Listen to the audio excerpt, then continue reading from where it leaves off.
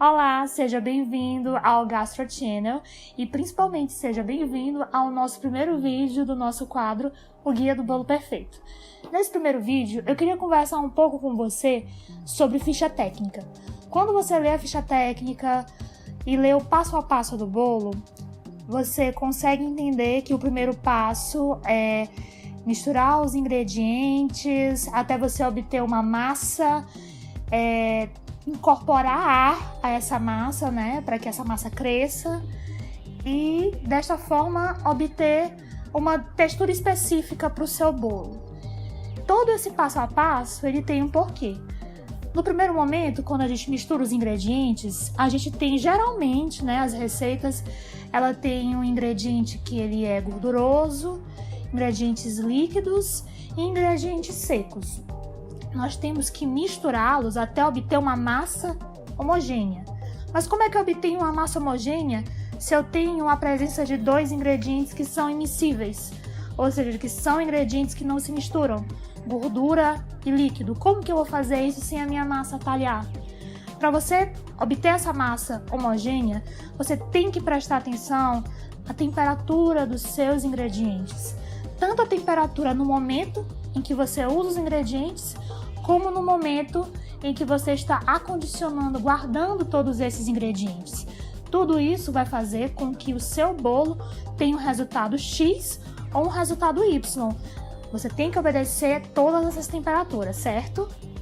O segundo momento da receita é incorporar ar a essa massa homogênea. Como é que eu consigo incorporar esse ar? Para que serve essa incorporação de ar? Primeiro, óbvio que é para fazer com que o seu bolo cresça. Mas qual é a maneira correta de fazer isso? Geralmente, a gente vê esse tipo de bolo que é o bolo que obedece o processo do método cremoso. Massas amanteigadas, por exemplo, que levam manteiga. Geralmente ela se inicia como? Bata a manteiga até formar um creme claro. Logo em seguida adicione o açúcar e logo em seguida adicione os ovos um a um. O que acontece nesse processo? Quando eu misturo a manteiga com açúcar, eu começo a formar a estrutura do meu bolo. E a partir do momento em que eu adiciono os ovos, eu consigo incorporar ar à minha mistura. Então você deve ficar muito atento a esse momento. Se eu adiciono uma manteiga muito fria, lembra que eu falei sobre a temperatura dos ingredientes? Se eu adiciono uma manteiga muito fria, eu tenho um resultado X. Se eu adiciono uma manteiga extremamente quente neste momento, eu tenho um resultado Y.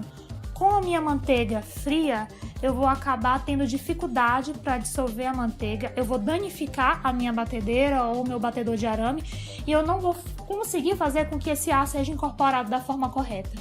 Já se eu adiciono com a manteiga quente demais, as estruturas vão ficar muito moles, então eu não vou conseguir dar sustentação para o meu bolo, certo? Já outros bolos que obedecem um método espumoso, que não levam manteiga, são aqueles bolos que a gente faz pão de ló, por exemplo. Batemos os ovos até formarem uma espuma. Nesse momento é que a gente consegue incorporar o ar. Então preste atenção, nunca bata seus ovos se você estiver fazendo um pão de ló, por exemplo, muito rápido, na velocidade máxima. Eu preciso de tempo, a sua batedeira precisa de tempo para conseguir incorporar ar e fazer com que o seu bolo cresça perfeitamente. E o terceiro momento é justamente pegar essa mistura homogênea que a gente bateu da forma correta, que nós conseguimos incorporar ar da forma correta e colocar em uma forma e levar ao forno, a fim de obter uma textura específica. Com certeza você já escutou em algum vídeo, principalmente no vídeo do brownie que eu já gravei aqui, a seguinte frase: cuidado para não bater essa massa demais, porque aqui a gente não quer o desenvolvimento do glúten. Mas por que a gente não quer o desenvolvimento desse glúten? Quanto mais a gente bate uma massa logo após a adição dos secos, quanto mais a gente bate essa massa, mais a gente desenvolve o glúten. Logo, o nosso bolo terá uma textura borrachuda, densa, pesada. Você quer um bolo com uma textura dessa forma? A maioria dos bolos, eles pedem uma textura mais macia, certo? Somente bolos que levam, por exemplo, pedaços de fruta. É um bolo que vai ter que ter uma textura densa capaz de suportar o peso desses sólidos. Mas um bolo que tem massa amanteigada, um bolo que é um pão de ló. São bolos macios, são bolos leves. Aqui eu dou uma dica para vocês. Você pode pegar essa farinha de trigo, misturar com um pouquinho de amido e dessa forma você obterá um bolo com uma textura mais macia. A proporção está aqui na descrição. Espero que você tenha gostado do nosso vídeo. Não esqueça de curtir, de compartilhar e de acompanhar o nosso próximo vídeo na quinta que vem. Beijos e até a próxima!